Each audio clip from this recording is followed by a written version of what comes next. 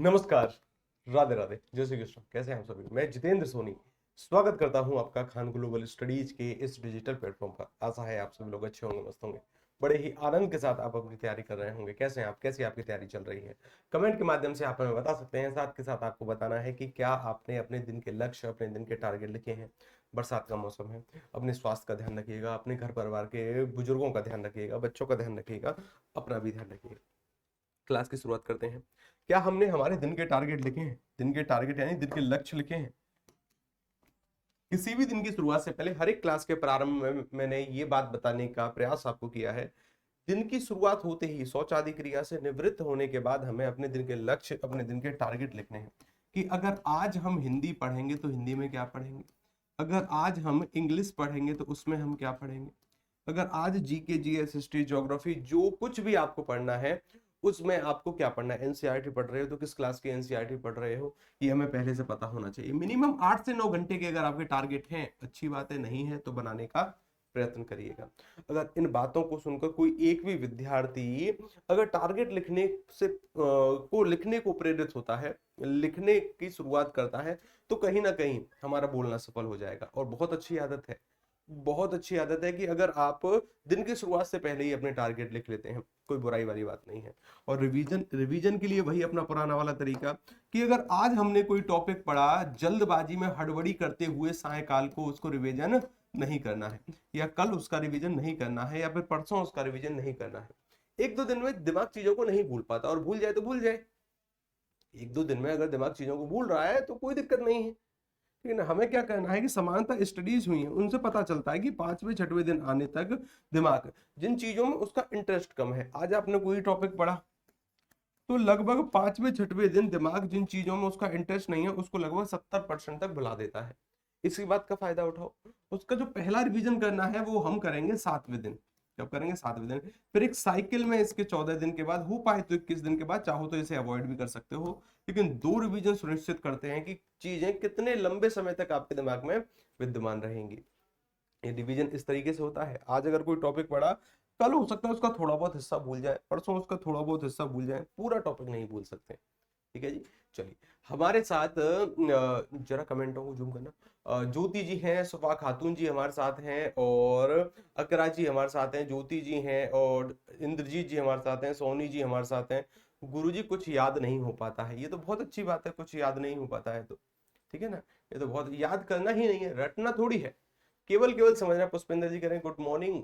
Good morning जी। राजीव जी हमारे साथ हैं। पुष्पेंद्र जी कह रहे हैं राधे राधे सर जी, राधे राधे जी। और यहाँ से मुस्कान जी हमारे साथ हैं। कुछ 9 मिनट लग जाते हैं इन सब में। हाँ, ये ठीक है, बिल्कुल सही। और रस्ता जी के, और रक्षा जी कह रही हैं गुरु जी good morning, good morning. Shiv Shankar Chauhan ji कह रहे हैं जय हिंद, जय हिंद जी। क्लास की शुरुआत करते हैं। देखिए, कल हमने कुछ चर्चाएं करी थी, और चर्चाएं थी अशुद्धि के बारे में। अशुद्धि वाले टॉपिक को लेकर कुछ विद्यार्थियों को ज्यादा दिक्कत हो रही थी कि सर वो सब ठीक है, लिंग वचन काल कारक के आधार पर अशुद्धि पहचानने में थोड़ी बहुत दिक्कत हो रही है। एक बार उस टॉपिक को ध्यान से देखते हैं, एक बार जितने भी उसके अनछुए पहलू हैं उनको ध्यान से देखते हैं। उससे पहले एक सवाल मैं आपके सामने लिखता हूं, इस सवाल के जरा मुझे उत्तर बताने का प्रयास करना। देखना कि ये वाला वाक्य सही है कि नहीं है। मैंने लिखा कि राहुल ने दही का कटोरा गिरा दिया। राहुल ने दही का कटोरा गिरा दिया।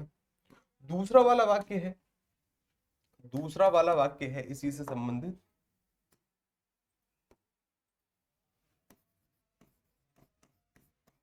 दही खाई जाती है। एक और वाक्य है, राहुल ने, राहुल ने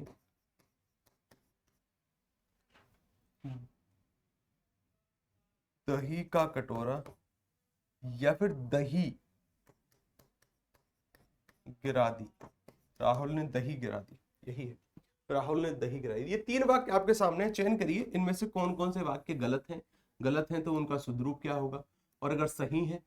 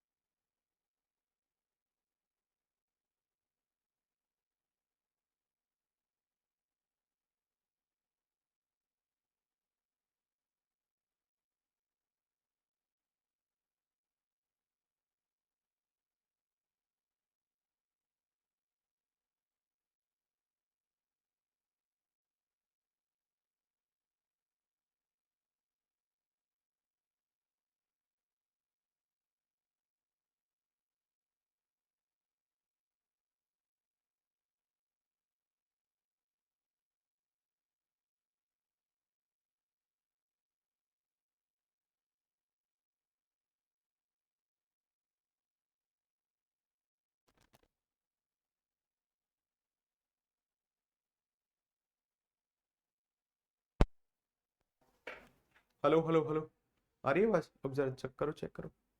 हेलो हेलो हेलो, आवाज आ रही है?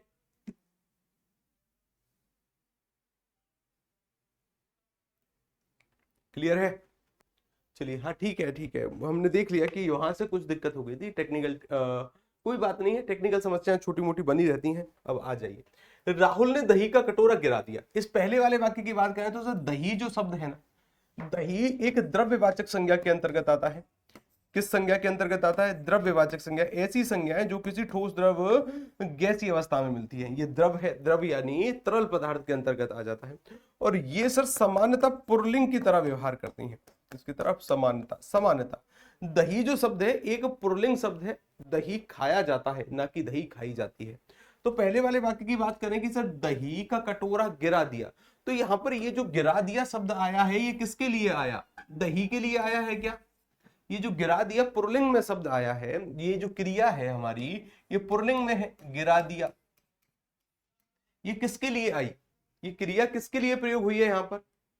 ये क्रिया प्रयोग हुई है दही के लिए कि कटोरे के लिए? तो सर दही के लिए ये क्रिया बिल्कुल प्रयोग नहीं हुई है, याद रखिएगा। ये क्रिया प्रयोग हुई है कटोरे के लिए। ये क्रिया किसके लिए प्रयोग हुई है? कटोरे के लिए, क्योंकि कटोरा यहां पर क्या है? कटोरा है यहां पर पुल्लिंग, और पुल्लिंग है तो क्रिया पुल्लिंग है। अगर मैं कटोरी की जगह कोई ऐसे पात्र का नाम लिखता जो स्त्रीलिंग है, या फिर कटोरी की जगह मैं कटोरी कर देता, क्या कर देता? कटोरी। कि राहुल ने दही की कटोरी, दही की कटोरी गिरा दिया। अब ये वाला वाक्य सही होगा क्या? कि राहुल ने दही की कटोरी गिरा दिया, बिल्कुल गलत होगा। फिर यहां पर क्रिया को चेंज करना पड़ेगा कि राहुल ने दही की कटोरी गिरा दी, स्त्रीलिंग में क्रिया आ जाएगी। ऊपर वाले वाक्य में जो क्रिया का प्रयोग हुआ है वो दही के लिए नहीं हुआ है, वो कटोरे के लिए हुआ। अगर वहां पर कटोरी होगा तो क्रिया चेंज हो जाएगी कि गिरा दी। ठीक है। इस वाले वाक्य की बात करें कि सर दही खाई जाती है, दही खाई जाती है, ये वाला वाक्य तो बिल्कुल गलत है। अभी अभी देखकर आए कि सर दही द्रव्यवाचक संज्ञा है, द्रव में भी द्रव हो जाती है, जो कि तरल पदार्थों के अंतर्गत आती है। समानता तरल पदार्थ पुल्लिंग होते हैं। कैसे होते हैं? मानो कुछ को छोड़ दें, जैसे चाय है, लस्सी है, इनको छोड़ दें तो ये स्त्रीलिंग होते हैं, कुछ अपवाद होते हैं, अभी आएंगे उस पर। लेकिन इस वाले वाक्य की बात करें तो दही, दही जो शब्द है यहाँ पर खाई जाती है नहीं, खाया जाता है। जाता है का प्रयोग होगा, खाया जाता है, दही खाया जाता है। अब ये वाला वाक्य शुद्ध होगा। और अंत में क्या होगा? अंत में जी यहाँ पर पूर्ण विराम चिन्ह आ जाएगा। क्या होगा? अंत में यहां पर पूर्ण विराम चिन्ह का प्रयोग करेंगे।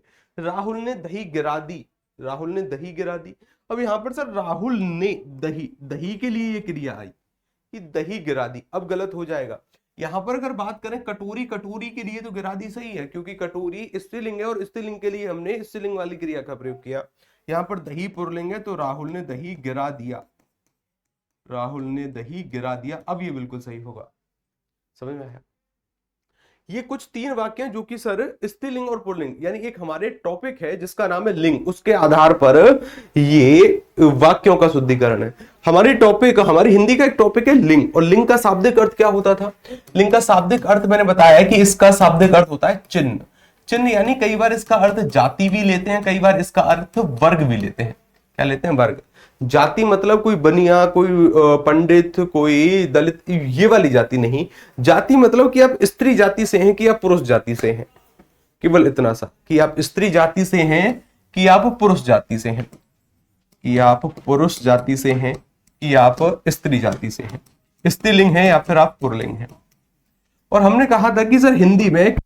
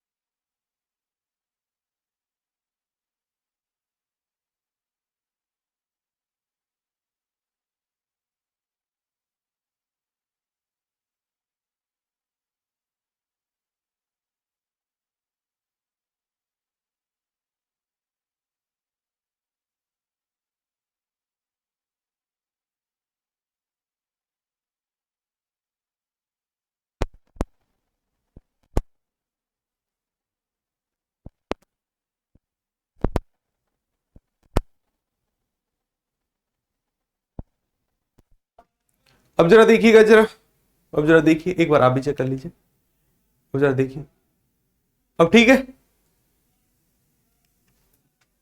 अब नहीं जाएगी आवाज, ठीक है ना, अब ठीक है, ओके, अब ठीक हो गई होगी, हाँ आ गई, आ गई। जैसे हम जब गांव में रहा करते थे ना, तो गांव में ऐसे ही हम आ गई और चली गई का प्रयोग किया करते थे। जैसे ही लाइट आ गई ना, तो घर के सभी सदस्य बोला करते थे आ गई आ गई आ गई। और जैसे ही लाइट चली जाती थी, या फिर जो लाइट जो बिजली है वो चली जाती थी, तो सभी लोग बोलते थे गुरु जी गई, गई। जैसे जैसे हमें शक्तिमान देखने का बड़ा शौक था, और पूरे जो गली की एकमात्र टीवी थी वो हमारे घर पर थी, तो मुझे बड़ा शौक था, बड़ा ही शौक था कि शक्तिमान देखें और सभी को शो करें कि हाँ भाई हमारे घर पर टीवी है। कई बार तो ऐसा होता था, जो टीवी का रिमोट था ना, मैं उसको बैग में रख के अपने स्कूल लेकर जाया करता था, सभी को दिखाने की देखो ऐसा होता है रिमोट, ऐसा होता है रिमोट, हमारे घर पर है टीवी, अगर शक्तिमान देखना है तो हमारे घर आइएगा। बड़ा ही रॉब होता है। और जैसे ही वो नाटक, वो सीरियल जब चल रहा होता है और लाइट चली जाती थी, सभी के मुंह से ऐसी आवाज आती थी गई।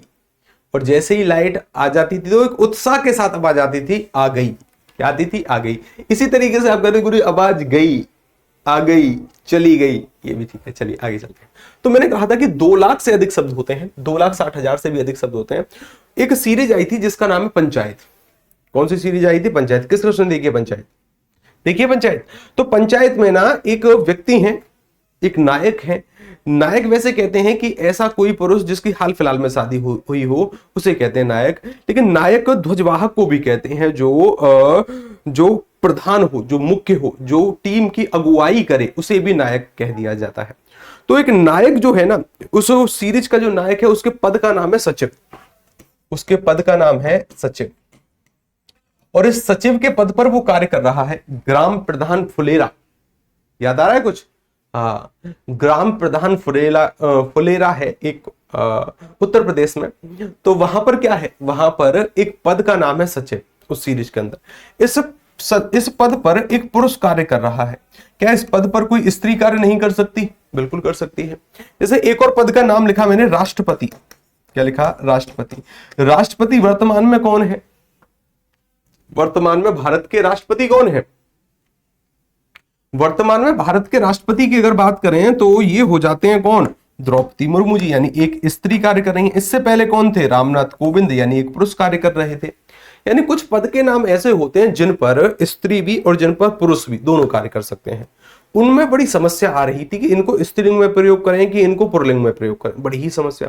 तो एक बीच का रास्ता निकाला गया। और जब जब हम फंसते हैं ना हिंदी में, हिंदी क्या कि किसी और भी सब्जेक्ट में फंसे, चाहे फिजिक्स में फंसे, हिस्ट्री में, कुछ में, किसी भी सब्जेक्ट में अगर मतभेद की स्थिति होती है ना, तो ये हमारी नैया पार लगाता है, अपवाद। फिर हम उससे बोल देते हैं ये तो अपवाद है। ये क्या है? ये अपवाद है। फिर उसको अपवाद की श्रेणी में कहा गया कि इसे उभयलिंग रख दीजिए, इसका नाम रख दीजिए उभयलिंग। और उभयलिंग का मतलब क्या होगा? इस उभय शब्द का अर्थ होता है दोनों। इस उभय शब्द का अर्थ होता है दोनों, और लिंग का अर्थ होता है चिन्ह, यानी जिस पर दोनों ही चिन्ह आ जाए, स्त्री भी हो पुरुष भी हो। तो जितने भी सामान्यतः पदों के नाम है, सचिव, राष्ट्रपति, प्रधानमंत्री, या फिर कोई भी पद का नाम, कोई भी पद जिस पर स्त्री और पुरुष दोनों कार्य कर सकते हैं, सभी को क्या कहा गया? उभयलिंग कहा गया। कई बार अब देखिए, लिंग के दो भेद नहीं हो, दो ही भेद होते हैं, 3 भेद नहीं होते, कोई उभयलिंग नहीं होता। लेकिन अपवाद के तौर पर उभयलिंग पढ़ लेते हैं। हमने संस्कृत से भी तुलना करी थी कि संस्कृत जब हम पढ़ते हैं तो संस्कृत में जब ये टॉपिक आता है लिंग, और लिंग के कितने भेद होते हैं संस्कृत में? 3 भेद हो जाते हैं, स्त्रीलिंग, पुल्लिंग, और एक और होता है जिसका नाम है क्लीब। क्या है? क्लीब वर्ग।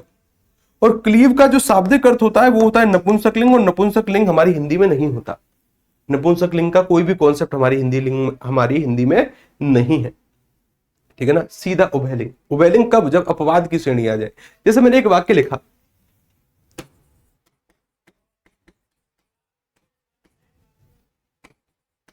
एक वाक्य लिखा मैंने कि पुलिस खा रहा है। वाक्य में गलती बताइए किस प्रकार की गलती है, और गलती है तो इसको शुद्ध करिए। पुलिस खा रहा है। या फिर एक और वाक्य लिखा मैंने, पुलिस जा रहा है। पुलिस जा रहा है, कौन सा वाला वाक्य हो जाएगा? सही है, बिल्कुल सही है। हाँ, कुछ ऐसे शब्द होते हैं कि सर जिनमें हम चयन नहीं कर पाते, क्योंकि देखो पुलिस भी तो एक प्रकार का पद है, इस पर स्त्री भी कार्य कर सकती है, इस पर पुरुष भी कार्य कर सकता है, दोनों कार्य कर सकते हैं। सर अगर इस पर दोनों कार्य कर सकते हैं तो मैं यहां पर क्रिया कौन सी रखूं, रहा है कि रही है? भाई जब स्त्री भी कार्य करेगी इस पद पर और इस पद पर पुरुष भी कार्य करेगा तो यहां पर क्रिया किस आधार पर आएगी, कि स्त्रीलिंग में रखूं कि क्रिया की पुल्लिंग में? यही चीज यहां पर हुई है कि सर ये स्त्रीलिंग है और ये पुल्लिंग है, दोनों लोग कार्य कर सकते हैं, है तो उभयलिंग जब दोनों कार्य कर सकते हैं। लेकिन जब वो क्रिया के चयन करने की बात आती है तो यहां पर एक कॉन्सेप्ट लागू होता है कि समानता प्रयोग के आधार पर, प्रयोग के आधार पर यानी जो लोक व्यवहार के जीवन में, लोक व्यवहार की भाषा में इस शब्द का प्रयोग किस आधार पर होता है, इस शब्द का प्रयोग किस आधार पर होता है, समानता फिर उसे सही मानते हैं, समानता उसे सही मानते हैं। यानी अब ऐसा नहीं है कि आप यहां पर रहा है और इसके साथ एक वैकल्पिक चिन्ह लगाओ फिर रही है भी लिख दो, रही है भी लिख दो, ऐसा नहीं। समानता इसका जो शुद्ध रूप होता है वो कुछ इस प्रकार इस प्रकार के लिए होता है कि पुलिस खा रही है, कि सर अगर आपने यहां पर रही है प्रयोग किया है तब तो 100% पुलिस शब्द क्या होगा, 100% स्त्रीलिंग होगा, 100% स्त्रीलिंग होगा। भाई अगर आपने यहां पर रहा है का प्रयोग नहीं किया तो आप ये कह रहे हो कि ये पुल्लिंग नहीं है, और अगर यहां पर आप रही है का प्रयोग कर रहे हो तो आप ये सूचित कर रहे हो कि जो पुलिस शब्द है वो स्त्रीलिंग है। पुलिस शब्द कैसा है फिर, स्त्रीलिंग है। लेकिन सर अभी अभी तो आपने कहा है कि जो पद के नाम होते हैं वो स्त्रीलिंग और पुल्लिंग दोनों हो सकते हैं, उभयलिंग हो सकते हैं। देखिए ये जो कॉन्सेप्ट है ना अपने आप में मतभेद का कॉन्सेप्ट है। हमारी हिंदी में उभयलिंग नाम का कोई कॉन्सेप्ट नहीं है, लिंग दो ही प्रकार के हैं, या तो कोई भी शब्द कोई भी वस्तु हिंदी में पुरुष जाति की होगी, पुरुष वर्ग की होगी, या फिर स्त्री वर्ग की होगी। फिर भी कई बार कुछ शब्दों में मतभेद होने के कारण हम उन्हें उभयलिंग मान लेते हैं। उभयलिंग कोई कॉन्सेप्ट नहीं है हिंदी का, लेकिन यहां पर कई बार उभयलिंग वाक्य प्रयोग के आधार पर, लोक व्यवहार के आधार पर वो शब्द जिसके लिए सर्वाधिक प्रयोग होता है फिर उसे सही मान लेते हैं। कई बार क्या है, मुझे पता है कि पुलिस आ रही है, पुलिस खा रही है, पुलिस जा रही है, लोक व्यवहार की भाषा में इस शब्द का प्रयोग होता है स्त्रीलिंग की तरह, तो हम स्त्रीलिंग की ही तरह इसका प्रयोग करेंगे, स्त्रीलिंग की ही तरह इसका प्रयोग करेंगे। और कई बार जैसे मैंने एक और शब्द लिखा कि राष्ट्रपति, राष्ट्रपति पर स्त्री भी बैठ सकती है और पुरुष भी। राष्ट्रपति एक शब्द का प्रयोग किया और मैंने कहा कि राष्ट्रपति आ रही है, या फिर राष्ट्रपति आ रहा है, या फिर जी शब्द का भी प्रयोग कर लो कि राष्ट्रपति जी आ रही हैं। यहां पर इसको ठीक करिएगा, सम्माननीय शब्द है, राष्ट्रपति जी आ रही हैं और राष्ट्रपति जी आ रहे हैं। कौन सा वाक्य सही है, कौन सा वाक्य सही है कि राष्ट्रपति जी आ रही हैं, राष्ट्रपति जी आ रहे हैं? कौन सा वाक्य सही होगा, सोचिए। राष्ट्रपति जी आ रहे हैं या राष्ट्रपति जी आ रही हैं? सेकंड वाला। अब जरा देखिए, जैसे हमने यहां पर पुलिस के लिए हमें पता है स्त्री और पुरुष दोनों कार्य कर सकते हैं, उभयलिंग की कैटेगरी है, लेकिन लोक व्यवहार की भाषा के ऊपर इस शब्द को रही है शब्द के लिए प्रयोग किया जाता है कि पुलिस आ रही है, पुलिस खा रही है, पुलिस सो रही है, पुलिस जा रही है। राष्ट्रपति जो शब्द है ना, ये एक जटिल शब्द के अंतर्गत आता है। जटिल मतलब एक रूढ़ शब्द के, रूढ़ तो नहीं है ये शब्द, लेकिन एक बलदायक शब्द के लिए आता है, बल का प्रतीक होता है। तो यहां पर क्या होगा, ये शब्द फिर प्रयोग के आधार पर फिर हम ये प्रयोग करते हैं कि राष्ट्रपति जी आ रहे हैं, चाहे उस पद पर स्त्री ही कार्य कर रही है फिर भी हम क्या प्रयोग करते हैं, आ रही है। लेकिन होता शब्द उभयलिंग है, दोनों ही कार्य कर सकते हैं, उभयलिंग की कैटेगरी है, ठीक है ना। लेकिन प्रयोग के आधार पर फिर क्रिया का चयन होता है कि इसका प्रयोग किस आधार पर किया जाता है। किसी भी शब्द में दिक्कत हो तो उसको प्रयोग के आधार पर देखिएगा। जैसे अगर मैं यहां पर बात करूं, मैंने कहा कि जो महीनों के नाम है, महीनों के नाम जैसे फरवरी है, मार्च है, चैत, वैशाख, जेठ, आषाढ़, इतने जितने भी महीने हो सकते हैं, सामान्यतः ये सभी पुल्लिंग जाति के अंतर्गत आते हैं। पुल्लिंग यानी क्रिया पुल्लिंग होती है, फरवरी आ रही है नहीं, फरवरी आ रहा है, ठीक है ना, कि फरवरी महीना आ रहा है, आ रही है नहीं, गलत कर बैठोगे। लेकिन अगर अपवाद की बात करें तो सर प्रयोग के आधार पर जो जनवरी है, मई है और जुलाई है, ये सभी स्त्रीलिंग की तरह प्रयोग होती हैं। किसी भी वाक्य में अगर इस तरीके के महीने आए तो उसके लिए क्रिया का निर्धारण करना स्त्रीलिंग में, किसमें, स्त्रीलिंग में। मैंने कहा जो नक्षत्रों व ग्रहों के नाम होते हैं, जैसे सूर्य है, चंद्र है, राहु है, शनि है, आकाश है, इस तरीके के जो नक्षत्र के नाम है वो सामान्यतः पुल्लिंग में प्रयोग होते हैं। लेकिन पृथ्वी, पृथ्वी पृथ्वी सर स्त्रीलिंग में प्रयोग होती है। इसे अपवाद कह दिया हमने, क्या कह दिया, इसको अपवाद कह दिया, क्योंकि प्रयोग के आधार पर ये स्त्रीलिंग की तरह प्रयोग होती है कि पृथ्वी घूम रही है, घूम रहा है नहीं। जैसे मैं प्रयोग करता हूं कि चंद्र घूम रहा है, बिल्कुल सही है, बिल्कुल सही है, लेकिन पृथ्वी घूम रहा है ये गलत हो जाएगा, पृथ्वी घूम रही है। ठीक है, एक और आगे चल, जैसे मैंने कहा अनाजों के जो नाम होते हैं, गेहूं है, बाजरा है, चना है, जौ है, ये सभी किसके लिए प्रयोग होते हैं, ये सभी पुरुष जाति के लिए प्रयोग होते हैं, क्रिया पुरुष जाति में आएगी। और लेकिन मक्की, ज्वार, अरहर, मूंग ये सभी स्त्रीलिंग में प्रयोग होती हैं। सामान्यतः बीपीएससी ने एक सवाल पूछा था अरहर को लेकर, और शायद ज्वार को लेकर भी कुछ सवाल आ चुका है, ठीक है ना। हाँ, अरहर है, मूंग है, मक्की है, ये सभी किसके लिए प्रयोग होती हैं, स्त्री के लिए। मैंने कहा द्रव पदार्थों के नाम जैसे शरबत है, दही है, दूध है, तेल है, पानी है, सभी पुरुष जाति की तरह प्रयोग होते हैं। और लेकिन अपवाद चाय है, कॉफी है, लस्सी है, चटनी है, ये सभी स्त्रीलिंग में प्रयोग होती हैं, ये सभी स्त्रीलिंग में प्रयोग होती हैं। समानता एक और कॉन्सेप्ट है कि जो ईकारांत शब्द होते हैं, जो कि बड़ी ई पर अंत होते हैं, वो समानता स्त्रीलिंग ही होते हैं, समानता स्त्रीलिंग। एक और कॉन्सेप्ट पढ़ा था जहां से अक्सर सवाल आ जाते हैं कि ऐसे जितने नाते रिश्तेदारों के नाम है जो कि आकारांत होते हैं, आकारांत यानी बड़े आ पर अंत होते हैं, आकारांत, आकारांत यानी जो बड़े आ पर अंत होते हो। जैसे मैंने कहा दादा, ये नाते रिश्तेदार का नाम है जो कि बड़े आ पर अंत हो रहा है, इसका कभी भी बहुवचन नहीं बन सकता, इस शब्द का कभी बहुवचन, यानी कभी आप किसी वाक्य में ऐसे शब्द देखें कि दादे, ये बिल्कुल गलत होगा। ये शब्द हमेशा एक वचन में ही प्रयोग होते हैं जिनके अंत में बड़ा आ आता हो। मैंने कहा मामा, मैंने कहा नाना, मैंने कहा चाचा, पापा, क्या कहा मैंने, पापा, और भी कई सारे, काका एक शब्द हो सकता है, बाबा एक शब्द हो सकता है। जितने भी नाते रिश्तेदारों के नाम जो कि अकारांत होते हैं उनका बहुवचन समानता नहीं बनता।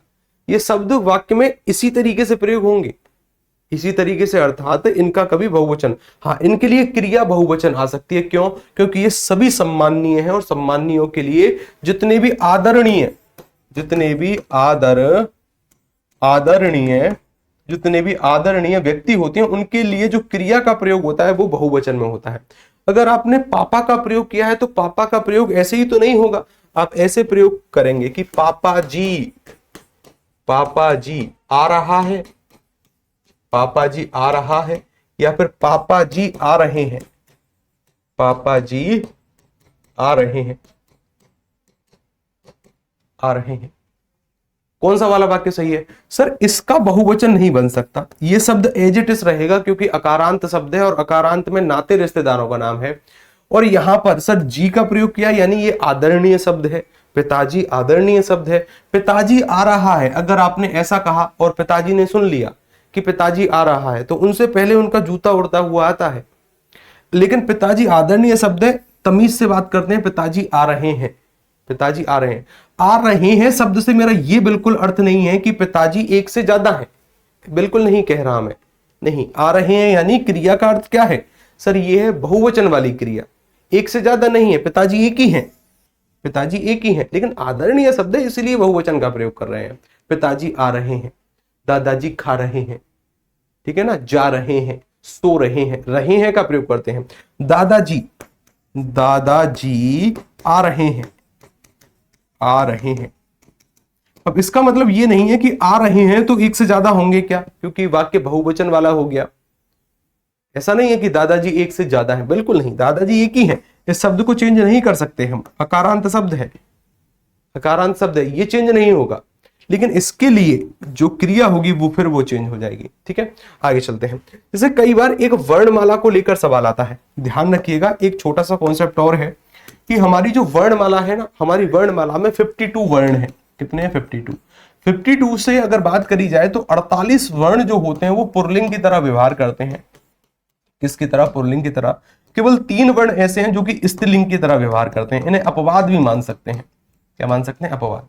एक वर्ण है कहीं पर छोटी ई का प्रयोग हो, कहीं पर बड़ी ई का प्रयोग हो, और कहीं पर ये वाला वर्ण री से ऋषि हो, तो सामान्यतः स्त्रीलिंग होता है। एक सवाल था कि री से ऋषि हिंदी वर्णमाला मतलब अल्प प्राण के अंतर्गत शामिल है, अल्प प्राण है। तो समानता अगर ऐसे वर्ण, ये तीनों वर्ण अगर आ जाएं, ये समानता स्त्रीलिंग की तरह प्रयोग होते हैं। बाकी के सभी वर्ण जो बच गए वो सभी पुल्लिंग की तरह प्रयोग होते हैं, इनके लिए स्त्री जाति वाली क्रिया का प्रयोग होता है। ठीक है, आगे चले अगला वाला सवाल। अब जरा देखिएगा, मैंने कहा शरीर के अंग जैसे हाथ है, पैर है, गला, नाखून, कान, सिर, मस्तक, मुंह, घुटना, हृदय, ये सभी पुल्लिंग जाति की तरह प्रयोग होते हैं। जैसे कुछ अपवाद भी हैं, जीव स्त्रीलिंग में प्रयोग होती है, आंख स्त्रीलिंग में प्रयोग होती है, नाक, उंगलियां, ये सभी स्त्रीलिंग में प्रयोग होती हैं। मैंने कहा वर्णमाला के जो अक्षर हैं ये सभी इसमें प्रयोग होते हैं, लेकिन 3 जो अक्षर हैं वो स्त्रीलिंग में प्रयोग हो जाते हैं। आगे आइएगा। इसके बाद सर एक टॉपिक में जहां पर हमको दिक्कत हो रही थी वो था वचन। क्या था? वचन। किसे कहते हैं वचन? किसे कहते हैं वचन? किसे कहा जाता है? अगर हम हमारे कंप्यूटर जी से पूछें तो कंप्यूटर जी के मुंह पर तो एक ही जवाब है कि सर शादी हुई थी, शादी में 7 वचन लिए थे। ये वाले वचन होते हैं सर, ये वाले वचन 7 वचन, यानी 7 फेरे हुए थे तो 7 वचन लिए हैं। 7 वचन होते हैं क्या हिंदी में? बिल्कुल। हिंदी में 7 वचन कुछ नहीं होते हैं, हिंदी में केवल 2 वचन होते हैं। जब तक संख्या 1 है तब तक तो 1 वचन रहेगा, 1 वचन रहेगा। जैसे ही संख्या 1 से ज्यादा होगी तो बहुवचन। क्या होगा? बहुवचन, सीधा बहुवचन। कुछ एक वचन वाले शब्द हमारे लिए जरूरी होते हैं और कुछ बहुवचन वाले शब्द, क्योंकि वाक्य में अक्सर इन शब्दों का प्रयोग होता है। कैसे? कि मैंने एक शब्द लिखा जनता, जनता आ रहा है कि जनता आ रही है, किस शब्द का प्रयोग करोगे? जनता आ रही है, एक वचन का प्रयोग करोगे। आ रही है नहीं, गलत हो जाएगा। सहायता, सहायता, सहायता के साथ साथ और मैंने एक शब्द लिखा प्रजा, प्रजा के साथ जितनी भी द्रव्यवाचक संज्ञाएं हैं, द्रव्यवाचक संज्ञाएं हैं जो कि ठोस, द्रव, गैस में पाई जाती हैं। किस में पाई जाती हैं? ठोस में, द्रव में और गैसीय अवस्था में पाई जाती हैं। समानता इनका प्रयोग एक वचन में होता है। किस में होता है इनका प्रयोग? एक वचन में इनका प्रयोग होता है। बहुवचन, बहुवचन की बात करें, बाल, होश, दर्शन, प्राण, हस्ताक्षर और दर्शन हो गए, लोग हो गए, प्राण हो गए, हस्ताक्षर हो गए, समाचार,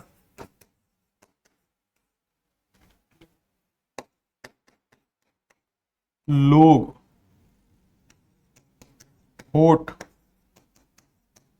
बाल, ये सभी शब्द समानता किस में प्रयोग होते हैं? इस प्रकार के शब्द समानता बहुवचन में प्रयोग होते हैं।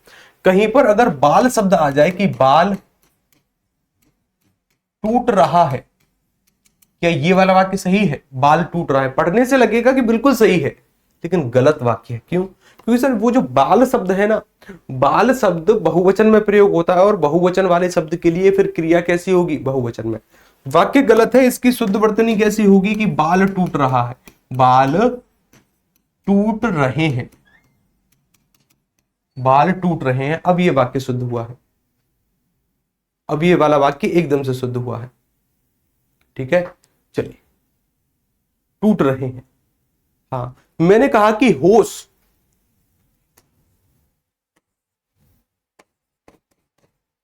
होश उड़ गया, होश उड़ गया, वाक्य सही है क्या? या फिर उसके होश उड़ गया, उसका होश उड़ गया, गलत है। होश उड़ गए,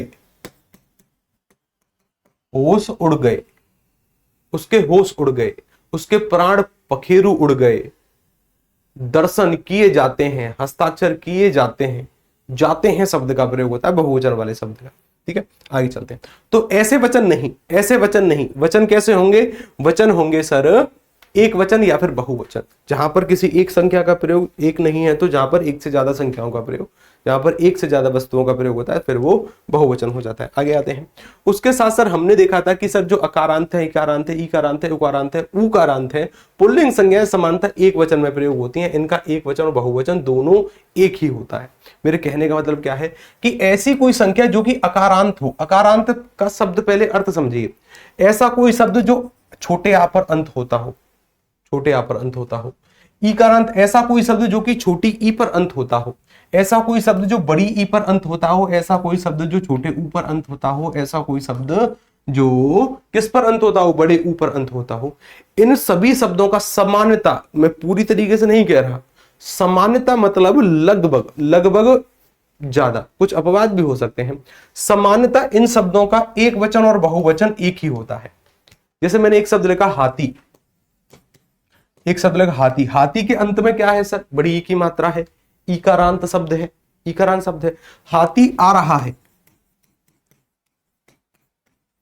वाक्य एक वचन में प्रयोग हुआ, हाथी आ रहा है। इस वाक्य को बहुवचन में बदलना है मुझे, तो मैं ऐसा प्रयोग करूंगा कि हाथी, हाथी आ रहे हैं, हाथी आ रहे हैं। पहला वाला वाक्य है एक वचन में कि हाथी आ रहा है, दूसरा वाक्य है बहुवचन में हाथी आ रहे हैं, लेकिन हाथी शब्द में कोई भी अंतर नहीं हुआ, हाथी शब्द में कोई भी परिवर्तन नहीं हुआ, हाथी शब्द सेम रहा है, हाथी शब्द सेम रहा। भालू आ रहा है, भालू आ रहे हैं, भालू शब्द में कोई भी परिवर्तन नहीं हुआ। मैंने एक शब्द लिखा भालू, भालू आ रहा है और भालू आ रहे हैं।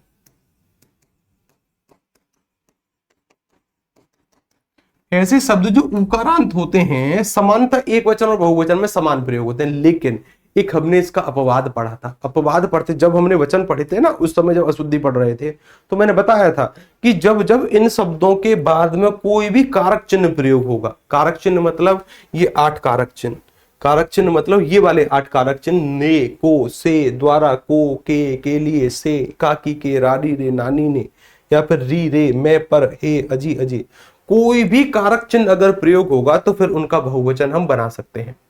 पढ़ा था ना कि अगर ये कोई भी कारक चिन्ह अगर आ जाए तो फिर उस स्थिति को हम क्या कहते हैं, उस स्थिति को कहते हैं मैंने कहा यहां पर देखिए जरा, मैंने कहा एक वाक्य लिखा मैंने कि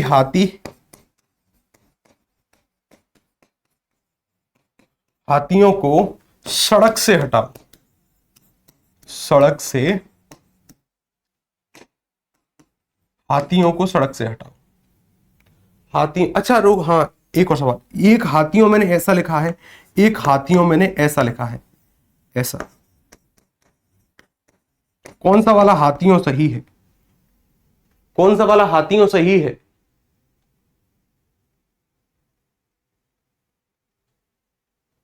सूरज जी कह रहे हैं गुरुजी सर रेस्पॉन्स नहीं कर रहे हैं तो क्या करें केजीएस? क्या हो गया सूरज जी, क्या हुआ? सर जी शब्द के प्रयोग नहीं पता है, क्या करेंगे? शब्द के प्रयोग नहीं पता है सर, शब्द का प्रयोग नहीं पता है, शब्द का प्रयोग नहीं पता है, थोड़ा बहुत ध्यान रखिएगा सूरज जी, ठीक है ना, थोड़ा बहुत ध्यान रखिएगा सर, ठीक है। कौन सा वाला सही होगा, ये वाला हाथियों या फिर ये वाला हाथियों, कौन सा सही है? देखिए अगर मूल रूप से माने तो मूल रूप से ये वाला तो गलत हो जाता है, ये वाला बिल्कुल सही है। तो यानी मुझे भी यहां पर कौन सा प्रयोग करना चाहिए था, मुझे भी यहां पर यो का प्रयोग करना चाहिए था, इसलिए आपसे पूछा गया, ठीक है ना। हाथियों, ये बिल्कुल सही है, हाथियों को सड़क से हटाओ, हाथियों को सड़क से हटाओ। तो सर अब तो आपने इसका बहुवचन बना दिया। बहुवचन मैंने कब बनाया है? जब सर मैंने इसके बाद एक कारक चिन्ह का प्रयोग किया है। किसका प्रयोग किया है? एक कारक चिन्ह का प्रयोग मैंने किया है, एक कारक चिन्ह का प्रयोग मैंने किया है। किसी भी शब्द का अगर बहुवचन बन सकता है तो कब? जब उसके बाद कोई भी कारक चिन्ह, जैसे कई बार हमने एक शब्द पढ़ा था, यहां पर हमने बहुवचन वाले कुछ शब्द पढ़े थे क्या? यहां पर मैंने कुछ लिखे होंगे बहुवचन वाले शब्द, ये यहां पर एक शब्द छूट गया, जैसे मैंने एक शब्द लिखा आंसू। क्या शब्द? आंसू। आंसू शब्द का प्रयोग हमेशा बहुवचन में होता है कि आंसू आ रहे हैं। किस शब्द का प्रयोग करते हैं हम? कि आंसू आ रहे हैं। एक शब्द लिखा मैंने कि आंसू आ रहे हैं। सर बहुत सही है कि आंसू शब्द का प्रयोग सर आपने बहुवचन में किया, ये आ गया बहुवचन। लेकिन कई बार आप ऐसा भी शब्द देखते होंगे कि आंसुओं, आंसुओं की, ये वाला लिखूं फिर मैं आंसुओं, ये गलत होगा। आंसुओं, आंसुओं की धारा, आंसुओं की धारा बह रही है, आंसुओं की धारा। सर ये वास्तव में बहुवचन वाला शब्द है, लेकिन फिर इसका भी मैंने रूपांतरित किया। क्यों? क्योंकि इसके अंत में फिर कारक चिन्ह का प्रयोग हुआ है।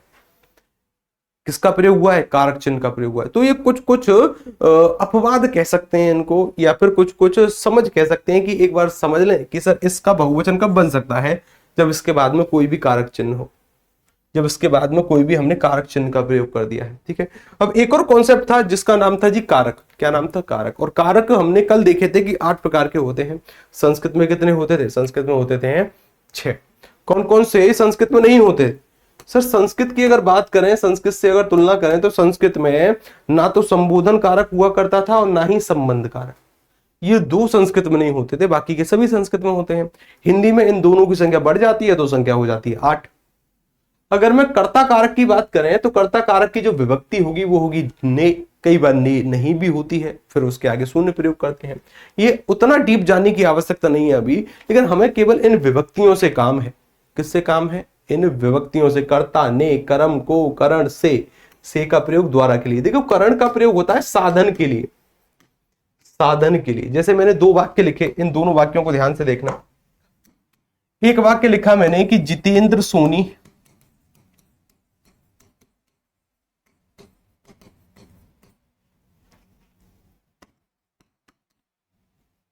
बस में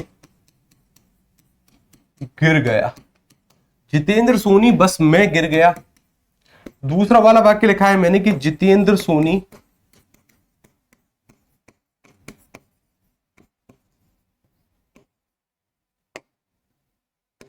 बस से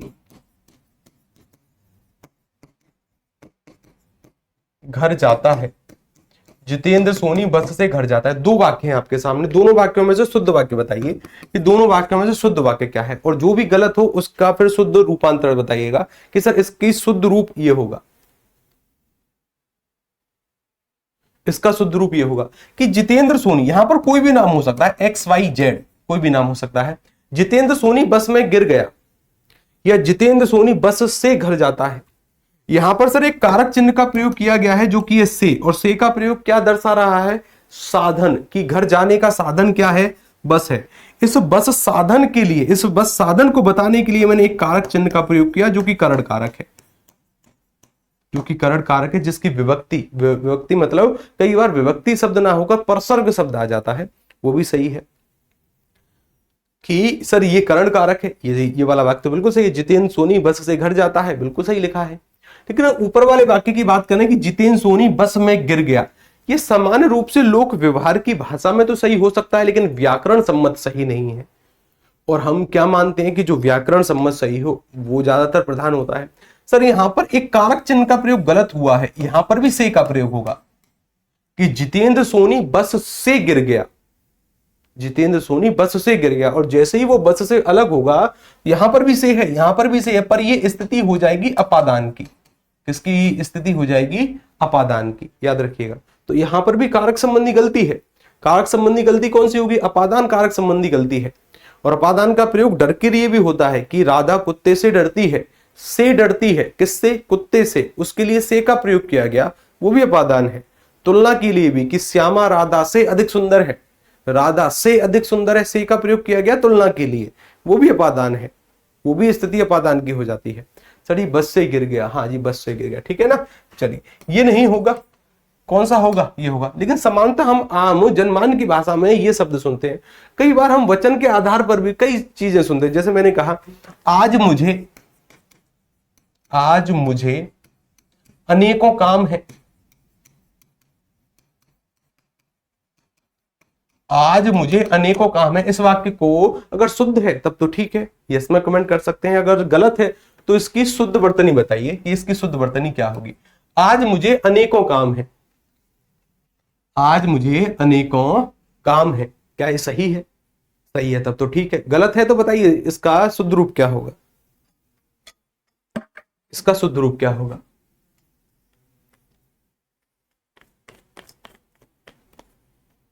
अनेक काम है, हाँ।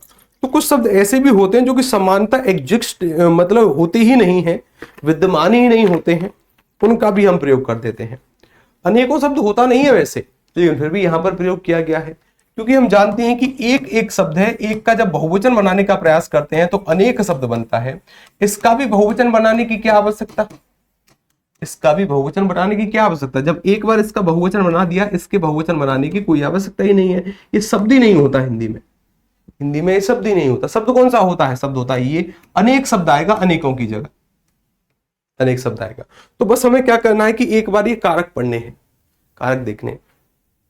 अशुद्धियां अलग अलग प्रकार की हो सकती हैं। जैसे कई बार क्या होता है, कई बार अगर हम बात करें, ये देखो कुछ इस प्रकार की अशुद्धि आपको देखने को मिलेंगी। पुनरुक्ति, पुनरुक्ति यानी एक शब्द जिसका एक और पर्यायवाची उसी वाक्य में होगा।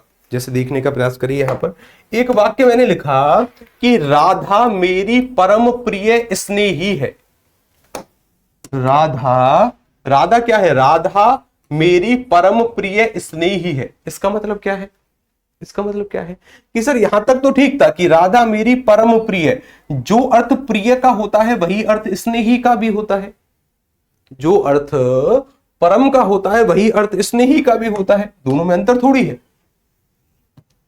स्नेही का ही पर्यायवाची क्या है? प्रिय है। तो हम किसको हटाएं कि सर स्नेही को हटाएं कि प्रिय को हटाएं? तो समानता कॉन्सेप्ट कहता है कि जो शब्द पहले आ गया तो आ गया, जो शब्द पहले प्रयोग हो गया तो हो गया, फिर स्नेही को हटाइए, ये नहीं आएगा। इसका जो शुद्ध रूप होगा वो कुछ इस प्रकार से होगा, इस प्रकार से होगा। अगला वाला वाक्य पढ़िए कि नेता को हमेशा जनता के हितकर कल्याण की बातें सोचनी चाहिए। क्या कहा मैंने? कि नेता को हमेशा जनता के हितकर कल्याण की बातें सोचनी चाहिए। अच्छा जी, हितकर शब्द यहां पर है और कल्याण शब्द यहां पर है, दोनों शब्द हैं। हितकर मतलब एक तरीके का कल्याण होता है उनके लिए, जिनसे उनका उद्धार हो, ऐसी बातें सोचनी चाहिए। तो मैं किस शब्द को हटाऊं? कल्याण को हटाऊं कि हितकर को हटाऊं? तो सर जो शब्द पहले आ गया तो दूसरे वाले शब्द को हटा देते हैं। ये कोई 100% नियम नहीं है कि जो पहले आ गया वही रहेगा, ऐसा कोई नियम नहीं। मानकर चलिए कि ये शब्द अगर तर्क संगत नहीं है और तर्क संगत शब्द फिर सेकंड वाला है, तब हम पहले वाले शब्द को भी हटा सकते हैं। लेकिन समानता ऐसा नहीं होता। समानता 99% केसेस में जो शब्द पहले आ गया वो आ गया। जैसे मैंने कहा, एक वाक्य मैंने लिखा कि मंदिर में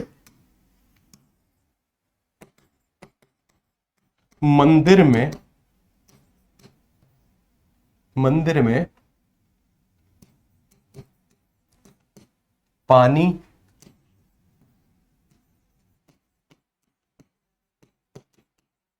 जल चढ़ाया जाता है। मंदिर में पानी जल चढ़ाया जाता है। उत्तर बताइए। मंदिर में पानी जल चढ़ाया जाता है, एक वाक्य लिखा मैंने। तो मुझे पता है कि सर मंदिर एक पवित्र जगह है और पवित्र जगह पर शुद्ध वस्तु ही चढ़ी जाएगी। और जल जब हमने शब्द पढ़ा था तो मैंने बताया था कि जल का अर्थ होता है कि प्राकृतिक स्रोत से प्राप्त पदार्थ। जैसे कोई बहता हुआ पानी है, किसी झरने का है, किसी स्रोत से निकल रहा है, वो जल होगा, शुद्ध जो होगा। लेकिन मैंने हमारे कंप्यूटर जी से कहा कि मुझे एक गिलास में पानी दे दो। कंप्यूटर जी किसी भी हाथों से, चाहे ये गिलास साफ है कि नहीं है, पानी शुद्ध है कि नहीं है, मुझे कुछ नहीं पता, उन्होंने लाए और मुझे ये दे दिया कि लो जी पानी पी लो सर। मुझे कोई आइडिया नहीं है कि ये शुद्ध है कि नहीं है, किस जगह से प्राप्त किया गया है, मुझे कुछ नहीं पता। इसे मैं पानी कहूंगा जहां पर शुद्धता के बारे में संशय हो, शुद्धता के बारे में संशय हो। लेकिन सर हमने एक और नियम पढ़ा है, क्या? कि जो पहला शब्द आ जाए फिर उसको एज इट इज रहने देते हैं, दूसरे वाले शब्द को चेंज करते हैं। लेकिन जो ये पहला शब्द तर्क संगत नहीं है, पानी शुद्ध शब्द नहीं है। शुद्ध शब्द कौन सा है? जल। इसीलिए गंगा का जो पदार्थ होता है उसे गंगा पानी नहीं कहते, गंगा जल कहते हैं, क्योंकि शुद्ध है, क्योंकि शुद्ध है, बहता हुआ पानी है, शुद्ध है, गंगा जल कहा जाता है। ठीक है ना? अब यहां पर मैं इस पहले वाले शब्द को हटाऊंगा, इसका शुद्ध रूप क्या होगा कि मंदिर में जल चढ़ाया जाता है। अब ये इसका शुद्ध रूप हो जाएगा, मंदिर में जल चढ़ाया जाता है, अब शुद्ध होगा। पहले वाले शब्द को हटा दिया। तो ये कोई नियम नहीं है कि हाँ, लेकिन समानता ऐसी स्थिति ना के बराबर बनती है। 99.99% तक संभावना है कि जो शुद्ध शब्द होता है ना वो पहले ही प्रयोग होता है, पहले ही प्रयोग होता है। ठीक है, अच्छा जी आगे चलते हैं। एक और वाक्य देखिए, मैं आपका सदैव आभार का भार मानता रहूंगा। एक वाक्य लिखा मैंने, मैं आपका सदैव आभार का भार मानता रहूंगा। क्या ये वाला वाक्य सही लग रहा है पढ़ने में? पढ़ने में तो सर सही नहीं लग रहा। तो इसकी शुद्ध रूप क्या होगा इसका? मैं आपका सदैव आभार मानता रहूंगा, ये इसका शुद्ध रूप है। मैं आपका सदैव आभार मानता रहूंगा, या फिर इसको एक और तरीके से शुद्ध कर सकते हैं, मैं आपका सदैव आभारी रहूंगा। ये भी बिल्कुल सही है, दोनों ही वाक्य बिल्कुल सही हो जाते हैं, दोनों ही स्थिति में बिल्कुल सही है। कि सर आभार का भार, आभार का अर्थ क्या होता है कि सर एक तरीके से उसका महत्व मानना कि हाँ भाई मैं आपका आभारी हूं, इसको स्वीकार करना। तो अलग से भार मानता रहूंगा इस शब्द का प्रयोग नहीं होगा, या तो आभारी रहूंगा या फिर आभार मानता रहूंगा। अलग से फिर भार शब्द को हमने हटा दिया, ये शब्द प्रयोग नहीं होगा। आगे चलिए, आइए आइए पधारिए आपका स्वागत है। आइए पधारिए आपका स्वागत है। अब देखो पढ़ने से तो ऐसा लगेगा कि बिल्कुल सही है, लेकिन अगर आइए और पधारिए दोनों एक ही शब्द हैं, एक दूसरे के पर्याय हैं, और अगर दोनों एक दूसरे के पर्याय हैं तो एक स्थान पर तो रह नहीं सकते, किसी एक को हटाइए। तो समानता हम किसको हटाते हैं? समानता सेकंड वाले को हटा देते हैं। आइए आपका स्वागत है बिल्कुल शुद्ध वाक्य है।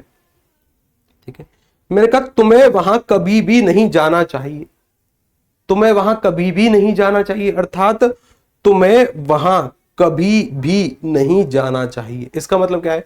तुम्हें वहां कभी नहीं जाना चाहिए। ये भी शब्द का प्रयोग समानता गलत होता है, और जो भी हम वाक्य में एक शब्द प्रयोग करते हैं, जो भी, जो के बाद फिर भी का प्रयोग करते हैं, समानता ऐसा प्रयोग करने से बचना, समानता ऐसा प्रयोग करने से बचना कि लगातार जो और भी का प्रयोग हो रहा हो, कुछ शब्द बीच में आ जाए तब ठीक रहता है।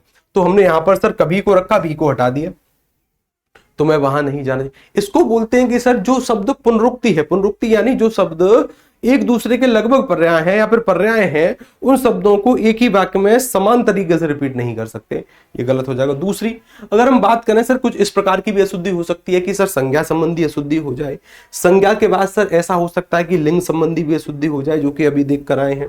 ऐसा भी हो सकता है कि वचन संबंधी भी अशुद्धि मिले, वचन के बाद सर सर्वनाम संबंधी भी अशुद्धि विद्यमान हो, विशेषण संबंधी भी अशुद्धि हो, क्रिया संबंधी भी अशुद्धि हो, क्रिया विशेषण संबंधी भी अशुद्धि हो, या फिर कारक संबंधी भी अशुद्धि हो। अलग अलग प्रकार से अशुद्धि हो सकती है। इसके लिए हमें बेसिक है कि थोड़ा थोड़ा सभी टॉपिक के बारे में जानकारी हो, सभी टॉपिक के बारे में, क्योंकि वहां पर विकल्प तो होंगे नहीं कि आप उत्तर करके चले आओ कि विकल्प शुद्ध रूप लिखना ही पड़ेगा। ठीक है, तो अगर मैं बात करूं यहां से किसके बारे में, अगर यहां से देखा जाए संज्ञा के बारे में कि संज्ञा संबंधी अशुद्धि किस प्रकार से विद्यमान हो सकती है, संज्ञा के बारे में बेसिक जानकारी है।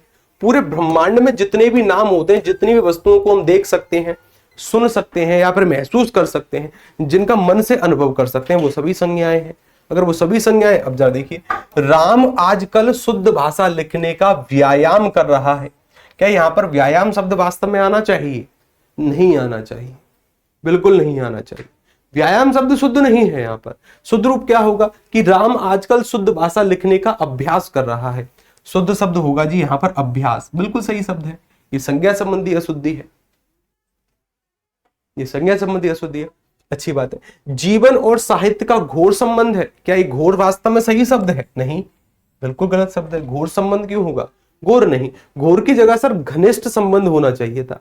घोर संबंध क्या होता है? गलत है। मैंने कहा सामाजिक कुरीतियों का एकमात्र कारण अज्ञान है। पढ़ने से तो लग रहा है कि सर बिल्कुल सही है। गलती कहां पर है? सामाजिक कुरीतियों का एकमात्र कारण क्या है? अज्ञान है। सामाजिक कुरीतियों का एकमात्र कारण अज्ञानता है। ये अज्ञान, अब देखिए पढ़ने से तो लगेगा कि एकदम सही है कि अज्ञान है। अज्ञान शब्द एक प्रकार का विशेषण है, लेकिन यहां पर वास्तव में क्या आनी चाहिए थी? एक संज्ञा आनी चाहिए थी, अज्ञानता। कि सामाजिक कुरीतियों का एकमात्र कारण क्या है? अज्ञानता है। उसके आधार पर निरपराधी को दंड देना अनुचित है।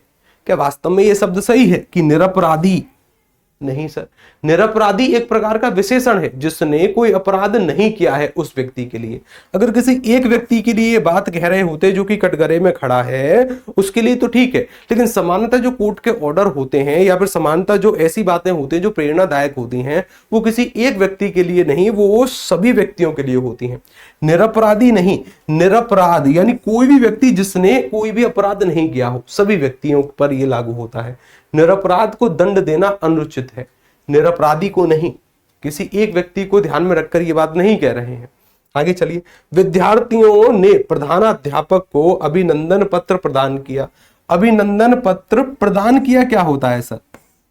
प्रदान किया, ये तो नहीं है, प्रदान नहीं, अर्पित शब्द का प्रयोग होना चाहिए। अर्पित है, हाँ, अर्पित शब्द का प्रयोग होगा। किस शब्द का प्रयोग होगा? अर्पित शब्द का प्रयोग होगा। एक बार इन सभी प्रकार की अशुद्धियों को अपने आप से पढ़ने का प्रयास करना है और अपने आप से एक बार जो भी दिक्कत हो, जो भी कुछ समस्या हो, अगली क्लास में पूछनी है।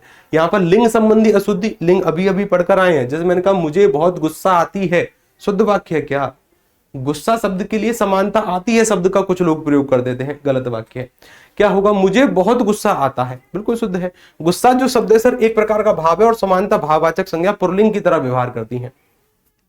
किसकी तरह? पुल्लिंग की तरह व्यवहार करते हैं। मुझे बहुत गुस्सा आता है। बिजली का बटन दबाते ही बत्ती जल उठा। बत्ती जल उठा जल उठा नहीं, जल उठी शब्द का प्रयोग होगा, लिंग संबंधी गलती है। सीता और राम आई, सीता और राम आई, क्या ये वाला वाक्य सही हो सकता है? सर एक तो यहां पर वचन संबंधी भी गलती है, ये बहुवचन में प्रयोग होगा और पुल्लिंग में प्रयोग होगा। सीता और राम आए, अब सही है। मैंने उसकी मस्तक पर टीका लगाई, पढ़ने से पता चलता है गलती है। मैंने उसके मस्तक पर टीका लगाया, अब सही है। राधा ने मोहन से झूठ बोली थी, झूठ बोली थी।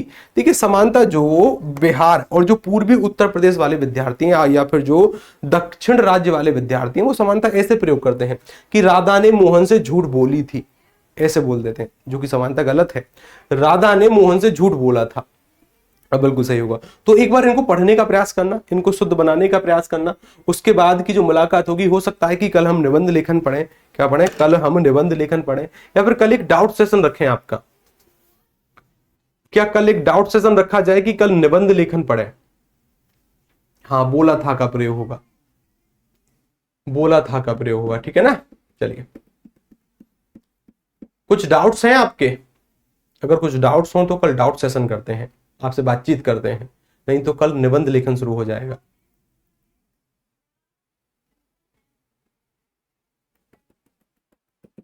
डाउट सेशन, डाउट सेशन रखते हैं कल, ठीक है।